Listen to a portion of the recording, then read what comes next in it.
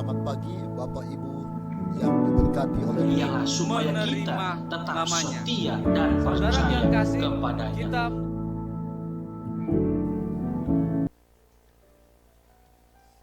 Selamat sore saudara-saudara yang terkasih dalam Tuhan. Kita ketemu lagi dari kami, dari Gereja Masih Advent Hari ke-7 Sidang Jemaat Josidupuro yang ada di kota Surakarta, di dalam ringkasan Sekolah Sahabat di hari Selasa.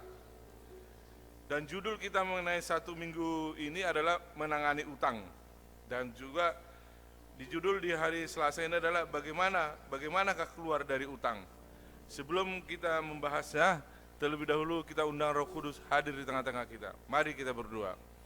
Bapa di surga, kami patut bersyukur dan berterima kasih karena kasih dan penyertaan Tuhan di sepanjang hari kerja kami sampai kami pulang di rumah kami masing-masing dan bertemu dengan keluarga untuk mengikuti ringkasan Sekolah Sahabat yang diadakan oleh Jemaat-Mu Gereja Masih Advent Hari ke-7 Sidang Jemaat Josidupuro yang ada di kota Surakarta ini, Bapak. Berkati Bapak acara ini dari awal sampai akhir. Urapi kami melalui Roh Kudus-Mu Bapak, supaya kami dapat merasakan kasih Bapak, kasih Yesus Kristus dan kasih Roh Kudus dalam kehidupan dan kerohanian kami Bapak. Hadirlah di tengah-tengah kami Bapak, mohon ampun segala dosa pelanggaran kami, di dalam nama Yesus kami berdoa dan mengucap syukur. Amin. Saudara-saudara yang terkasih dalam Tuhan, bagaimanakah keluar dari utang? Memang utang ini suatu problema di dalam kehidupan kita. Utang ini juga ada sesuatu yang memang ada utang yang untuk bentuk komersil, ada juga utang itu bentuk untuk konsumsi.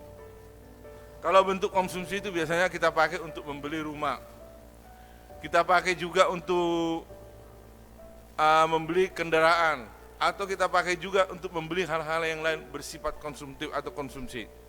Tetapi ada juga utang itu berbentuk komersil atau untuk dipakai di dalam bidang usaha.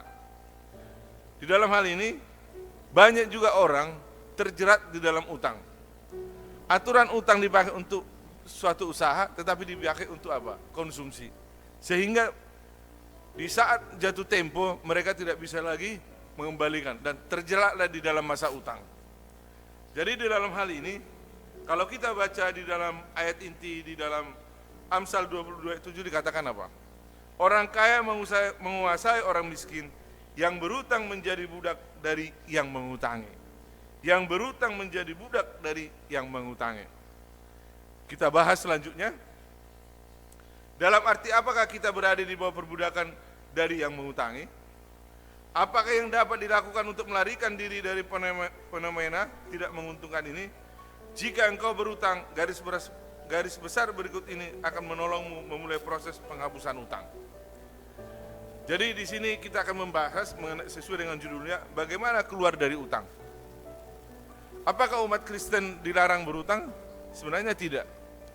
Kita bisa berutang, tetapi kita bisa mengendalikan utang yang akan kita pakai, sehingga kita tidak terjerat dengan utang itu. Dan kalau memang kita mengutang dari bank, biasanya kalau pas jatuh tempo ya kita usahakan pada saat jatuh tempo kita bayar. Ataupun kita berutang dari tempat lain, ya kita harus tetap konsekuen untuk membayar agar kita tidak terjerat di dalam utang itu. Karena biasanya di dalam utang itu kita harus tahu bahwa ada bunga yang mengalir di situ. Sehingga pada saat kita jatuh tempo tidak kita bayar, kita juga akan terbebani dengan utang itu dan juga akan terbebani dengan bunga. Akhirnya menimbulkan utang di dalam utang. Jadi di dalam hal ini, saudara-saudara yang terkasih dalam Kristus, kita bisa melihat mungkin dari pelajaran ini atau renungan atau ringkasan Sekolah Sahabat pada hari, kita bisa ngerti bagaimana caranya kita bisa keluar dari utang. Apakah yang dapat dilakukan untuk melarikan diri dari fenomena tidak menguntungkan ini? Jika engkau berutang, garis besar berikutnya akan menolongmu memulai proses penghapusan utang. Rencananya adalah sederhana. Ada sebuah landasan dan 3 langkah. Landasannya adalah 1, komitmen untuk menjadi setia kepada Allah dalam mengembalikan perseluruhannya yang suci, agar dapat mengakses hikmat dan berkatnya. Dia sungguh-sungguh memberkati mereka yang menuruti Dia. Di langkah pertama adalah membuat deklarasi untuk penangguhan utang tambahan. Tidak ada lagi pengeluaran kredit. Tetapi yang terutama saudara-saudara adalah landasannya. Landasannya adalah komitmen untuk menjadi setia kepada Allah dalam mengembalikan persepuluhannya yang suci agar dapat mengakses hikmat dan berkahnya. Dia sungguh-sungguh memberkati mereka yang menuruti Dia.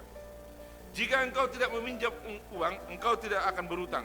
Jika engkau tidak meminjam uang, engkau tidak akan dapat masuk lebih jauh ke dalam utang. Jadi pada prinsipnya adalah jika kita tidak meminjam uang, kita tidak akan berutang. Jika kita tidak meminjam uang, kita tidak akan dapat masuk lebih jauh ke dalam utang. Jadi dalam hal ini kadang-kadang kita menganggap remeh mengenai utang ini. Kita tak berpikir panjang, kita mengambil utang. Tetapi utang ini kadang-kadang lebih besar daripada pendapatan kita. Sehingga kita terjerat di dalam hal utang dan utang piutang ini. Langkah kedua adalah membuat perjanjian dengan Allah bahwa sejak detik ini dan selanjutnya, ketika Dia memberkati, kita akan membayar semua utang secepat mungkin. Kalau kita mendapat berkat daripada Tuhan, kita akan apa? Membayar semua utang secepat mungkin. Jangan kita tunda-tunda. Jangan kita berusaha untuk apa? Lari dari utang itu sendiri. Karena biar bagaimanapun utang itu akan tetap melekat di dalam kehidupan kita. Dan Allah telah memberikan apa? Solusi bagi kita. Jika engkau tidak, langkah kedua adalah membuat perjanjian dengan Allah bahwa sejak detik ini dan selanjutnya, ketika Dia memberkati, kita akan membayar semua utang secepat mungkin. Ketika Tuhan memberkati kita, janganlah berusaha untuk mangkir dari utang itu. Kita akan membayar secepatnya dari utang-utang yang kita telah kita pakai. Ketika Tuhan memberkati kita secara finansial, gunakan uang itu untuk mengurangi utang, bukan membeli lebih banyak barang. Langkah ini barangkali yang paling penting. Ada banyak orang ketika mereka menerima uang yang tidak diharapkan, mereka membelanjakannya. Jangan, tetapi gunakan pada rencana pengurangan utangmu. Sekali lagi saya baca. Ketika Tuhan memberkati engkau secara finansial, gunakan uang itu untuk mengurangi utang, bukan membeli lebih banyak barang. Langkah ini barangkali yang penting. Ada banyak orang ketika mereka menerima uang tidak diharapkan, mereka membelanjakannya. Jangan, tetapi gunakan itu pada rencana pengurangan utangmu atau utang kita. Jadi saudara-saudara yang terkasih dalam Yesus Kristus, ketika kita diberkati oleh Tuhan dan Tuhan memberkati kita secara finansial, yang terutama kita apa? Selain kita membayar persepuluhan kita, yang terutama adalah kita melunasi utang-utang kita yang selama ini ada melekat di dalam kehidupan kita. Langkah ketiga adalah bagian praktek langsung. Buatlah daftar semua utang kita, dari yang terbesar hingga yang terkecil dalam urutan menurun. Bagi sebagian besar keluarga, cicilan rumah ada di daftar bagian atas, dan kartu kredit atau utang pribadi berada di bagian bawah. Mulailah dengan melakukan setidaknya pembayaran minimum yang jatuh tempo pada masing-masing utang kita setiap bulan. Selanjutnya, gandakan atau tingkatkan pembayaran kita dengan cara apapun yang kita bisa pada utang daftar di bagian bawah. Kita akan senang hati, terkejut melihat betapa cepatnya kita dapat menghilangkan utang yang terkecil itu. Kemudian, uang yang kita biasa bayarkan pada daftar utang bagian bawah untuk menambah pembayaran dasar pada utang berikutnya. Saat kita berusaha dengan cara kita ke daftar yang di atasnya. Ketika kita menghilangkan utang berbunga tinggi, kita yang lebih kecil, kita akan membebaskan sejumlah uang yang mengejutkan untuk ditempatkan pada pembayaran utang berikutnya yang lebih tinggi. Jelaslah Allah tidak menginginkan kita untuk berutang.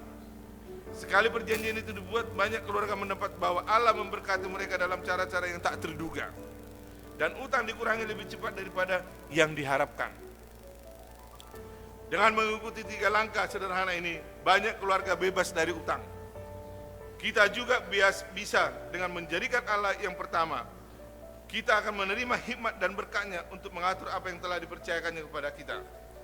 Janganlah kamu menjadi hamba uang, dan cukuplah dirimu dengan apa yang ada padamu. Karena Allah telah berfirman, aku sekali-kali tidak akan membiarkan engkau, dan aku sekali-kali tidak akan meninggalkan engkau, yang terdapat di dalam Ibrani 13 ayat 5. Jadi saudara-saudara yang terkasih dalam Tuhan, kalau kita mengandalkan Tuhan, mengandalkan Allah di dalam kehidupan kita, di dalam campur tangan segala usaha kita, dan juga di dalam campur tangan mengenai utang kita, dan kita mengikuti 3 konsep ini, mungkin kita bisa secepatnya terbebas dari utang. Tetapi yang terutama adalah mari kita setia membayar persepuluhan kita. Bagaimanakah perkataan-perkataan ini bisa diterapkan sehingga seseorang akan sangat terhindar dari berutang? Semua itu kembali kepada kita. Intinya di sini yang terutama kita terapkan dalam kehidupan kita, di dalam segala usaha kita, dan di dalam rumah tangga kita adalah berserah sepenuhnya kepada Tuhan. Agar Tuhan memberkati kita di dalam segala usaha kita, dan tidak mengikuti hawa nafsu kita untuk memiliki segala sesuatu. Tetapi kita harus sabar dan yakin pada Tuhan. Tuhan akan membuka berkat-berkat bagi kita. Melalui renungan dan ringkasan sekolah sahabat ini, kita merasakan kasih Tuhan dalam kehidupan kita. Tuhan memberkati kita. Amin.